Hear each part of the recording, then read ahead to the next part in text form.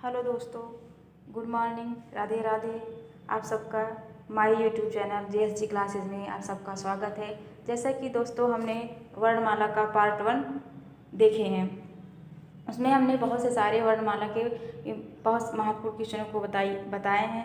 आइए हम वर्णमाला के पार्ट 2 को देखते हैं, जो कि हमारे आने वाली परीक्षाएं TGT, PGT, PPSC 4.0 और अन्य प्रतियोगिता परीक्षाओं के लिए उपयोगी हैं। जैसा कि दोस्तों आइए हम प्रश्न नंबर पहला देखते हैं कि इसमें क्या कह रहा है।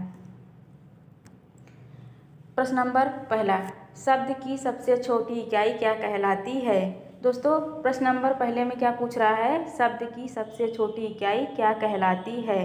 क्या है, स्वर, वर्ण, व्यंजन, आयोग, वाह। क्या क्या है ऑप्शन में, स्वर है, वर्ण, व्यंजन, आयोग, वाह। दोस्तों आप सब बताइए कि शब्द की सबसे छोटी इकाई क्या कहलाती है। कमेंट बॉक्स में आंसर कीजिए कि शब्द की सबसे छोटी इकाई क्या कहलाती है। तो क्या कहलाएगी दोस्तों शब्द की सबसे छोटी इकाई, ऑप्शन नंबर 2 क्या कहलाएगा, बी, वर्ण। शब्द की सबसे छोटी इकाई क्या कहलाती है, हमारा वर्ण कहलाता है। प्रश्न नंबर 2 में देखिए क्या कहते हैं दोस्तों, भाषा की मूल इकाई क्या है। क्या कह रहा है, पूछ क्या रहा है, भाषा की मूल इकाई क्या है, मतलब कि भाषा की मूल इकाई क्या होती है। ऑप्शन में देखिए क्या क्या दिया है दोस्तों, अक्षर, संकेत, वर्णमाला, ध्वनि। देखो कितने क्लोज ऑप्शन दिए हैं कि अक्षर है कि संकेत है, वर्णमाला है कि ध्वनि है, कितने क्लोजेस्ट ऑप्शन दिए हैं। इसमें क्या होगा दोस्तों, भाषा की मूल इकाई क्या कहलाती है हमारी, ऑप्शन नंबर ए क्या कहलाता है, अक्षर। क्या है, हमारी भाषा की मूल इकाई क्या है, अक्षर है। आइए दोस्तों हम प्रश्न नंबर 3 देखते हैं कि इसमें क्या कह रहा है। प्रश्न नंबर 3 में क्या पूछ रहा है, वर्णों के समुदाय को क्या कहते हैं। कहने का तात्पर्य इसमें है कि हमारे प्रश्न नंबर 3 में कि वर्णों के समुदाय को क्या कहा जाता है, कि हम जैसे वर्ण की क्या क्या है, जैसे का, ख, ग, घ, अंगा, चा, छा, जा, झाइयाँ, मतलब इसके समुदाय को हम अगर एक श्रृंखलाबद्ध तरीके से लिखे तो उसको हम क्या कहेंगे। यही पूछ रहा है प्रश्न में कि हम वर्णों के समुदाय को क्या कहते हैं। पहला ऑप्शन क्या है, वर्णमाला, दूसरा क्या है, सर्वनाम, तीसरा क्या है, अक्षर, चौथा क्या है, क्रिया। तो दोस्तों हम वर्णों के समुदाय को क्या कहते हैं, वर्णमाला कहते हैं। दोस्तों कमेंट बॉक्स में बताइए कि आपको प्रश्न कैसे लग रहे हैं। आइए देखते हैं कि प्रश्न नंबर 4 क्या है। प्रश्न नंबर 4 में क्या कह रहा है कि वर्णमाला किसे कहते हैं। क्या पूछ रहा है दोस्तों इसमें, देखो फिर क्वेश्चन में हमने ऐसे ऐसे प्रश्न रखे हैं जो कि अक्सर हमारे विभिन्न प्रतियोगिता परीक्षाओं में ऐसे ऐसे प्रश्न पूछे जाते हैं। ठीक उन्हीं प्रश्नों को हमने सिलेक्ट करके इस पार्ट 2 में करवा रहे हैं। देखिए जैसे तो प्रश्न नंबर क्या कहते हैं कि इसमें प्रश्न नंबर देखिए तीसरे में क्या पूछा था हमारा, वर्णों के समुदाय को क्या कहते हैं। समझ रहे हैं ना, इसमें सिर्फ क्या पूछा था, वर्णों के समुदाय को क्या कहते हैं। वही चीज़ प्रश्न नंबर 4 में देखिए कि वर्णमाला किसे कहते हैं। इसका आंसर क्या था इसमें, वर्णमाला। फिर इसमें प्रश्न कहाँ से बना है कि वर्णमाला किसे कहते हैं। आया समझ में आप सबको। देखिए इसमें क्या पूछ रहा है कि वर्णमाला किसे कहते हैं। पहला ऑप्शन क्या है दोस्तों इसमें, शब्द समूह को, दूसरा क्या है, वर्ण समूह को, तीसरा शब्द गणना को, चौथा व्यवस्थित वर्ण समूह को। वर्णमाला किसे कहते हैं दोस्तों, कि हम जो हमारा क्या होता है, एक व्यवस्थित वर्ण समूह होता है। जैसे जैसे क्या होता है कि इसमें जैसे कि एक व्यवस्थित वर्ण दिए, जैसे कि हमारा क्या आएगा, आइए हम आप सबको बताते हैं। जैसे हमारा क्या आएगा, अगर का वर्ग के व्यंजन में क्या आते हैं, क्या आएगा, का, ख, ग, घ और अंगा। ठीक उसी प्रकार क्या होंगे कि हमारे च वर्ग में क्या क्या कौन कौन से व्यंजन आएंगे, च, छ, ज, झ, ञ। उसी प्रकार ट वर्ग में क्या होंगे, ट, ठ, ड, ढ, अड़ा क्या होंगे। ठीक इसी प्रकार मतलब तो उन क्या एक व्यवस्थित श्रृंखलाबद्ध तरीके से क्या होती है, हमारी वर्णमाला होती है। इसका क्या आंसर होगा दोस्तों, ऑप्शन नंबर डी, व्यवस्थित वर्ण समूह को क्या कहते हैं, हम वर्णमाला कहते हैं। आइए दोस्तों हम प्रश्न नंबर 5 देखते हैं कि हमारा प्रश्न नंबर 5 में क्या पूछ रहा है। इसमें क्या पूछ रहा है, हिंदी भाषा की कुल वर्ण लिपियां हैं। क्या पूछ रहा है कि हिंदी भाषा की कुल वर्ण लिपियाँ हैं, कि हमारे भाषा में, हिंदी भाषा में कितनी वर्ण लिपियाँ दी गई हैं। पहला ऑप्शन क्या है 44, दूसरा 33, तीसरा 52, 48। आप सब बताइए दोस्तों कि हिंदी भाषा में कुल वर्ण लिपियाँ कितनी हैं। हिंदी भाषा में कुल वर्ण लिपियों की संख्या कितनी है। ऑप्शन नंबर सी कितनी है 52 है। ठीक, आप सबको दोस्तों बताइए कि प्रश्न कैसे लग रहे हैं। कमेंट बॉक्स में ज़रूर कमेंट करके बताइएगा कि आप सबको प्रश्न अच्छे लग रहे हैं। तो हम वर्णमाला की पार्ट 3 भी आपको बनाएंगे, इससे ही संबंधित और अच्छे क्वेश्चन पार्ट 3 में रहेंगे। आइए दोस्तों हम देखते हैं कि प्रश्न नंबर 6 में क्या कह रहा है। हिंदी में ध्वनियाँ कितने प्रकार की होती हैं। क्या पूछ रहा है, हिंदी में ध्वनियाँ कितने प्रकार की होती हैं। तो हिंदी में ध्वनि कितने प्रकार की होती हैं दोस्तों। ऑप्शन देखिए 2, 4, 6, 8। आप सब बताइए कि हिंदी में ध्वनियाँ कितने प्रकार की होती हैं दोस्तों। ऑप्शन नंबर कितने होंगे, पहला होगी। हिंदी में ध्वनियाँ 2 प्रकार की होती हैं। दोस्तों हिंदी में ध्वनियाँ कौन कौन सी होती हैं, आइए हम आप सबको बताते हैं। हिंदी में ध्वनियों की प्रकार कितनी होती है, 2 होती हैं। पहला क्या होता है, स्वर होता है। दूसरा क्या होता है, व्यंजन। क्या होते हैं, व्यंजन होते हैं। हिंदी में ध्वनियाँ 2 प्रकार की होती हैं, स्वर और व्यंजन होते हैं। आया समझ में आप सबको। चलिए देखते हैं दोस्तों हम प्रश्न नंबर 7 क्या पूछ रहा है हमसे। वर्ण के कितने भेद हैं। क्या कह रहा है इसमें, वर्णों के कितने भेद होते हैं ना, समझ में। उसमें पूछिए ध्वनि कितने प्रकार की होती है, इसमें पूछ रहे हैं वर्ण। देखो क्वेश्चन कितने अच्छे से हम आप सबके लिए लाए हैं कि जो प्रश्न में अधिकतर ऐसे सारे क्वेश्चन पूछे जाते हैं ना, ऐसे क्वेश्चन हमारे पेपर में अधिकतर देखने को मिलते हैं। देखिए इसमें क्या कह रहा है दोस्तों, वर्ण के कितने भेद हैं। ऑप्शन क्या है 10, 7, 2, 8। क्या है, पहला ऑप्शन 10 है, दूसरा 7, 2, 8। दोस्तों इसमें क्या होगा, वर्ण के कितने भेद होते हैं, 2 भेद होते हैं। इसमें भी 2 भेद, वही स्वर और व्यंजन, बस प्रश्न बनाने का तरीका डिफरेंट है। उसमें ध्वनि पूछ लिया और इसमें वर्ण पूछ लिया। ठीक, देखिए दोस्तों अब आइए हम प्रश्न नंबर 8 में देखिए क्या क्या कह रहा है। एक मिनट, प्रश्न थोड़ा बड़ा है।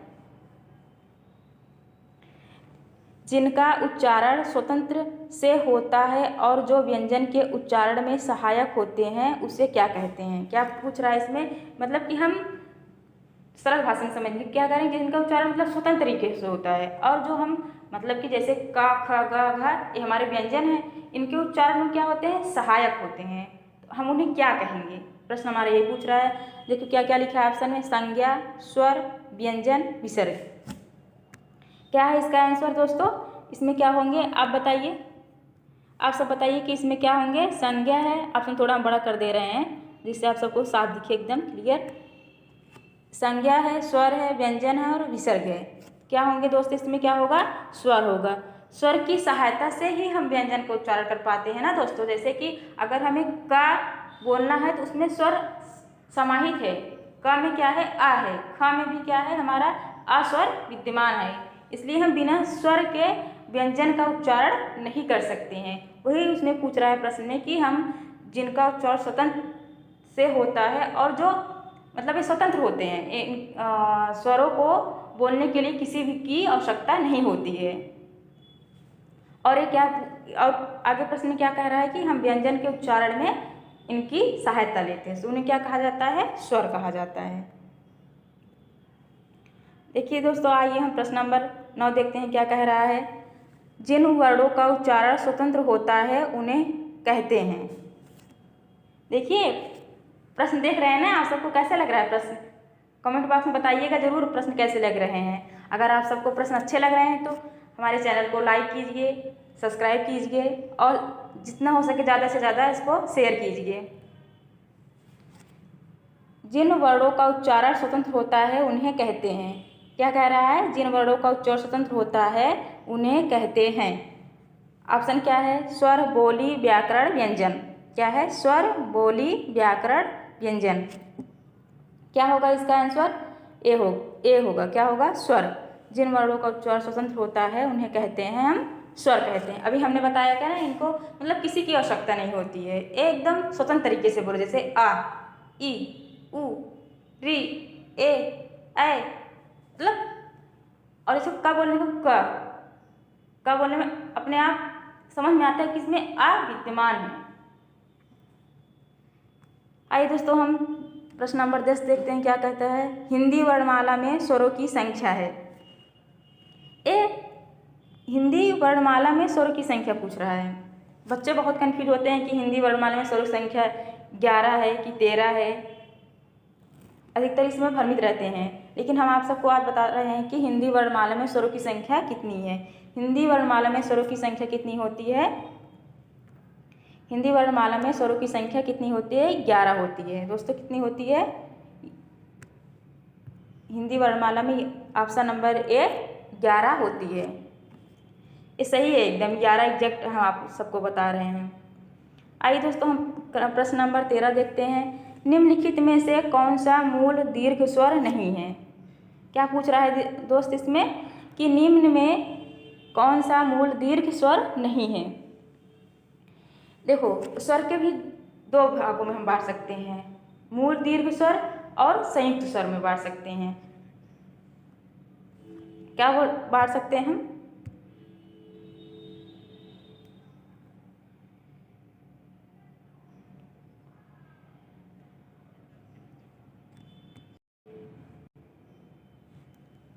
निम्नलिखित में से कौन सा मूल दीर्घ स्वर नहीं है?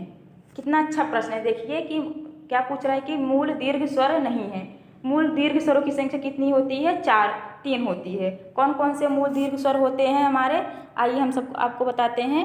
मूल दीर्घ स्वर कौन कौन से होते हैं, इनकी संख्या कितनी होती है? 3 होती है। कौन होंगे?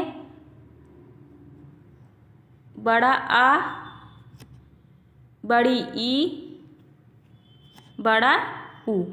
कौन कौन से होंगे? बड़ा आ, बड़ा ई, बड़ा ऊ। ठीक, तब इसमें पूछ क्या रहा है? मूल दीर्घ स्वर नहीं है। आराम से हम बड़ा आ है, बड़ा ई भी है, बड़ा ऊ भी है, आराम से हम देख सकते हैं कि इसमें कौन सा होगा? ऑप्शन नंबर डी ओ नहीं होता है। आया समझ में आप सबको? प्रश्न नंबर 14। निम्न में दीर्घ स्वर कौन सा है? क्या पूछ रहा है? निम्न में दीर्घ स्वर कौन सा है? इसमें क्या पूछा? मूल दीर्घ स्वर पूछ रहा है, इसमें दीर्घ स्वर पूछ रहा है। इसमें कौन सा दीर्घ स्वर है? तो हम दीर्घ स्वरों की संख्या कितनी होती है दोस्तों? 7 होती है। दीर्घ स्वरों की संख्या कितनी होती है? दीर्घ स्वरों की संख्या कितनी होती है? 7 होती है। बड़ा आ, ई, बड़ा ई, बड़ा ऊ, री, ए, आए, ओ, आओ। ठीक, कितने हो गए? 7 होते हैं। उसके बाद इसमें पूछ रहा है कि दीर्घ स्वर कौन से हैं? छोटा आ, ई, छोटी ई, छोटा ऊ, ये सब क्या आएंगे? ये दीर्घ स्वर में नहीं होंगे। छोटा आ, ई, ऊ, दीर्घ स्वरों की संख्या हमने कितनी बताई है? 7 है। ठीक, ये कितने ये किस में आएंगे? हर्ष स्वर में आएंगे, आ, ई, ऊ। ठीक, इसका आंसर क्या होगा? ऑप्शन नंबर बी, ओ क्या होंगे? दीर्घ स्वर हैं। प्रश्न नंबर 15। निम्नलिखित में से कौन संयुक्त स्वर है? इसमें पूछ रहा है कि संयुक्त स्वरों की संख्या, संयुक्त स्वर हैं। संयुक्त स्वरों की संख्या कितनी होती है? 4 होती है। कितनी होती है? 4 होती है। संयुक्त स्वरों की संख्या कितनी होती है? 4 होती है। कौन कौन से होते हैं आप बताइए, तब हम बताते हैं। क्या है? ए आए, देखो ऑप्शन क्या है? ए आए, आ, आई, औ, ए आए, ओ आओ, आ, ए, ओ। संयुक्त स्वरों की कितनी संख्या होती है? 4 होती है। कौन कौन से संयुक्त स्वर होते हैं? ए आए, ओ आओ। ऑप्शन नंबर कितना होगा? सी। ऑप्शन नंबर सी इसमें क्या होगा? सही होगा। ए आए, ओ आओ क्या है? हमारे संयुक्त स्वर होंगे। संयुक्त स्वर किसे कहते हैं? जो 2 स्वर वर्णों से मिलकर बने होते हैं, चाहे समान या असमान स्वरों से मिलकर बने होते हैं, उन्हें हम संयुक्त स्वर कहते हैं। जैसे आइए दोस्तों, हम समझ लेते हैं कि किन्हें संयुक्त स्वर कहा जाता है। देखिए, जैसे कि हम देखते हैं कि हमारा एक कैसे बनता है।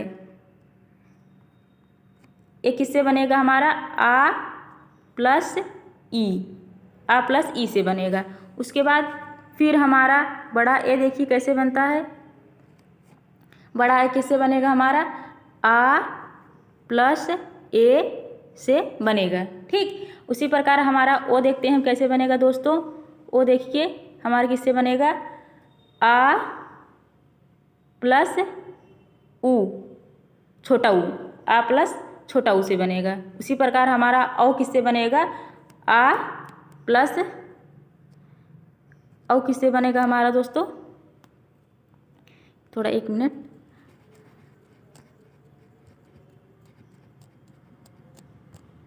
हमारा किससे बनेगा, क्या कहते हैं, औ। औ किससे बनेगा, आ प्लस ओ, आ प्लस ओ से बनेगा। इसका देख लीजिए, फिर से देख लीजिए, इधर देख लीजिए, जगह थोड़ा स्पेस कम है ना। औ हमारा किससे बनेगा, औ हमारा किससे बनेगा, आ प्लस ओ, आ प्लस ओ से बनेगा हमारा। समझ में आया दोस्तों आपको कि संयुक्त स्वर क्या है। संयुक्त स्वर क्या होते हैं कि जो दो समान या असमान स्वरों से मिलकर बनते हैं उन्हें हम संयुक्त स्वर कहते हैं। संयुक्त स्वरों की संख्या कितनी होती है, 4 होती है। कौन कौन से हैं, ए आए ओ आओ। ठीक दोस्तों, आप सबको अगर हमारे प्रश्न अच्छे लग रहे हैं तो हमारे चैनल को सब्सक्राइब कीजिए और लाइक कीजिए। कमेंट बॉक्स में अपना रिस्पांस ज़रूर दीजिएगा कि आपको प्रश्न कैसे लग रहे हैं। नेक्स्ट अगले दिन आपको पार्ट 3 वर्णमाला के ही प्रश्न और अच्छे हम लाएंगे। पार्ट 1 हो चुका है, आप प्लेलिस्ट में जाइए, देखिए वर्णमाला का पार्ट 1 हमने ऐड किया है। ठीक है दोस्तों, धन्यवाद।